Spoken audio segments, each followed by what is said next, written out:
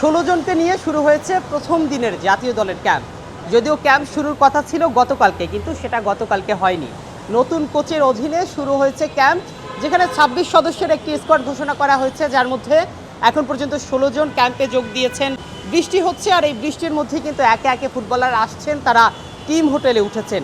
বিকেলে তারা একটা প্র্যাকটিস সেশনও করবেন। যদিও বৃষ্টি থাকলে সেটা আজকে হওয়ার সম্ভাবনা নেই বললেই চলে। তবে একটা বিষয়, সেটা হলো যে কোচ হেভিয়ার কাবরেরা বিদায় হয়ে গেছে, তারপর নতুন কোচ টমাস ডুলি যোগ দিয়েছেন। তবে টমাস ডুলির অধীনে খেলতে মুখিয়ে আছেন কিন্তু ফুটবলাররা, সেটা আমরা এর আগে ফাহমিদুলের থেকেও জেনেছিলাম, এবং আজকে জামাল ভুঁইয়া তিনিও বললেন।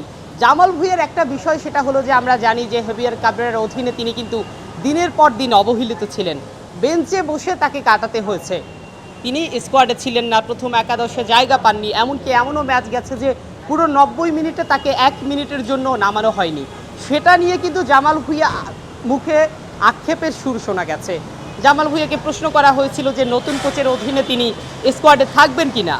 জামাল ভুঁইয়া বলেছেন অবশ্যই নতুন এনার্জি, নতুন কোচ, তিনি মুখিয়ে আছেন খেলার জন্য, কিন্তু ক্যাবরেরা যে তার ব্যাপারে ফেয়ার ছিলেন না, ক্যাবরেরা যে তাকে রাখেনি, দিনের পর দিন অবহেলা করেছেন, সেটা নিয়ে কিন্তু তিনি মুখ খুলেছেন। এখন দেখা যাক নতুন কোচ প্রথম ম্যাচ তিনি কেমন করেন। এর আগে ক্রীড়া প্রতিমন্ত্রী বলেছিলেন যে এই ম্যাচের পরেই কোচকে নিয়ে সিদ্ধান্ত হবে, এবং নতুন করে কিন্তু আরও হাই প্রোফাইল কোচের খোঁজ চলছে। রোজারিও মিকেল, কোলম্যান, ব্রন স্ট্রক, বড় বড় কোচদের আসার কথা ছিল, তারা আগ্রহ জানিয়েছিলেন, কিন্তু সেটা আর হয়নি। শেষ পর্যন্ত ডুলিকে রাখা হয়েছে। যদিও একটা কোচকে নিয়ে এক ম্যাচ পরেই এক ম্যাচ দিয়ে তাকে বিবেচনা করা যাবে কিনা, এটা নিয়ে কিন্তু প্রশ্ন আছে। সেই প্রশ্নটাও ক্রীড়া প্রতিমন্ত্রীকে করা হয়েছিল যে এক ম্যাচ নিয়েই কি আসলে সিদ্ধান্তটা নেওয়া যাবে কিনা। সেখানেও তিনি বলেছেন যে বাংলাদেশের প্রেক্ষাপটে কিন্তু এক ম্যাচ দিয়েই বিবেচনা করা যায়। এখন দেখা যাক জামাল ভুঁইয়া বা ফাহমিদুল তারা আসলে কেমন করেন প্রথমবার ইউরোপে গিয়ে, বা প্র্যাকটিস সেশন আছে যেখানে হামজা চৌধুরী বা সমিত সোম, সেই সাথে তারিক কাজী আছে।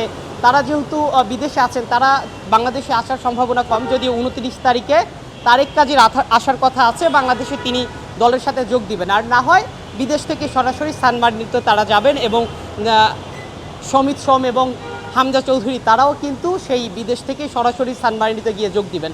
প্রথমবার ইউরোপের বিপক্ষে বাংলাদেশ ম্যাচ খেলবে, যদিও সান মারিনো কিন্তু বাংলাদেশের থেকে অনেক পিছিয়ে থাকা একটা দল, র্যাঙ্কিংয়ে কিন্তু তারা পিছিয়ে আছে। তবে তাদের বড় বড় দলের বিপক্ষে খেলার অভিজ্ঞতা আছে। যেমন আমরা যদি দেখি বেলজিয়াম, জার্মান, স্পেন, যাদেরকে ফুটবলের বড় বড় দল বলা হয়, এরকম বড় বড় দলের বিপক্ষে কিন্তু সান মারিনোর প্রতিনিয়ত ম্যাচ খেলে থাকে। তো তাদের এই অভিজ্ঞতাটা আছে। দেখা যাক সেই অভিজ্ঞতা তারা কতটা কাজে লাগাতে পারে, বা বাংলাদেশ কেমন করে।